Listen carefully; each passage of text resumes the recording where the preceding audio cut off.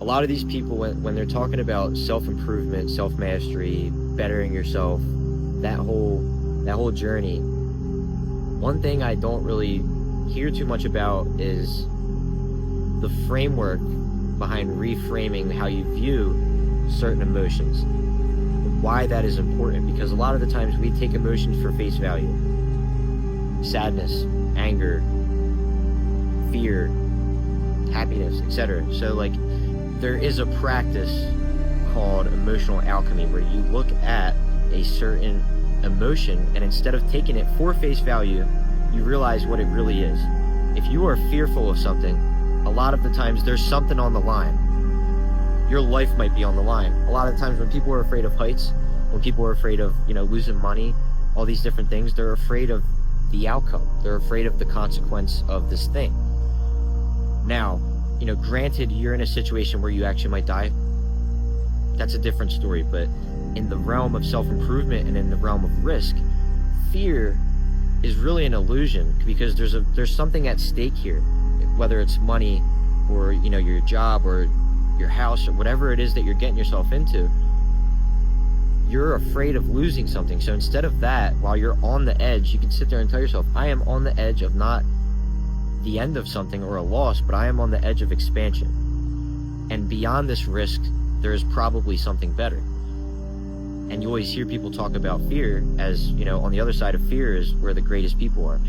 If you are afraid of something, I would say 99% of the time, if it has nothing to do with like death and, being afraid of getting killed by something, or, if it's in the realm of business and self-improvement and money and, all those kinds of things, on the other side of fear could really be something beneficial to you. And it goes for the same as being in the gym. You might be afraid to try to improve on certain weights and trying maybe a different split or a different exercise, or maybe you're afraid to gain weight, or maybe you're afraid to lose weight. On the other side of fear could be the best version of you that has ever existed. Now, fear being turned into courage is one of them. Another one, a lot of the times we look at anger, and it's arguably probably one of the worst ones. You don't like being angry. You don't like when people make you angry. It's a horrible feeling when you're frustrated. If you are seriously angry, being angry is an energy. And it's an energy that could be used for good or for bad. And obviously in the realm of self-improvement, that is an energy that could be used for good. A lot of the times when you become angry, it's because something has been done to you. It's usually like a boundary has been crossed, or we might feel powerless. With all of that being said though, anger is one of the most raw forms of energy. It's one of the most raw forms of human energy, to be angry. The action that you take within those, when you start to feel angry and someone crosses the line, or the best decision for you is learning how to stop and think before you do anything, because now you are allowing yourself to choose where you're going to put this.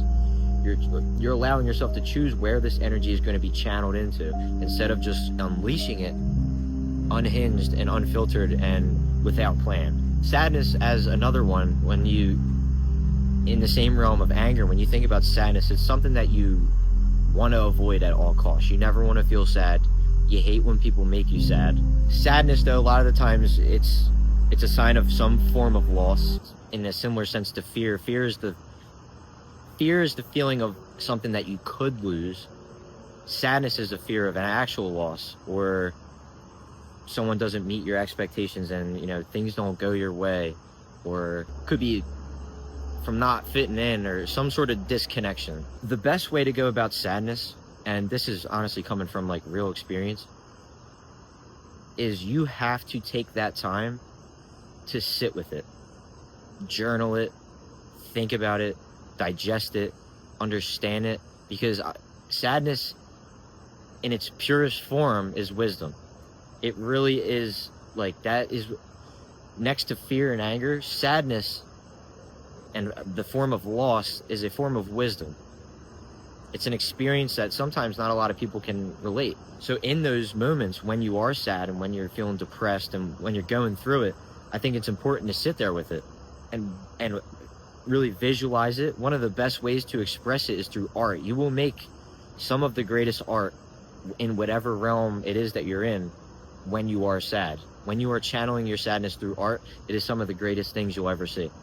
And that's what when my grandpa passed away, I immediately got to the gym and I was filming videos, and my mind was working in the sense that I'm upset right now, but I gotta paint this. I have to paint this story. I have to paint this because it's a part of my life and it's a part of my story. I want to put this in art so that it's, you know, it's out there forever. And the video that I made was on Instagram. It's almost at 1 million views, over 100,000 likes. So it's like, sadness sucks, but to understand it, to feel it, to let it digest and run its course through your body and your mind, and then put it into art is one of the greatest processes you could ever go through. Now, to sit with sadness and do nothing about it, and to just let it consume you and destroy you, is the complete opposite of what you want to do. Sadness in its purest form is wisdom. So with all of that being said, there's many different emotions that you could take this from, but when it comes your way, see it and feel it,